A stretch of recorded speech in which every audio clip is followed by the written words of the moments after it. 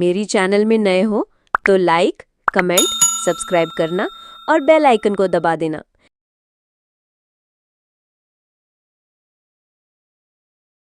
বোন, গাছে ঝুলে আছে বাদাম। কাঠবিড়ালি আনন্দে বাদাম কুড়োচ্ছে। কাঠবিড়ালি নিজের সাথে, শীত আসছে, অনেক বাদাম জমাতে হবে। একটি কাক ডালি বসে হেসে বলে, হে কাঠবিড়ালি, এত কষ্ট করছো কেন? আমি তো উড়ে উড়ে খেয়েই নি, জমাতে হয় না। কাঠবিড়ালি হেসে, এখন ভালো লাগছে, কিন্তু শীতে বুঝবে কষ্টের মূল্য।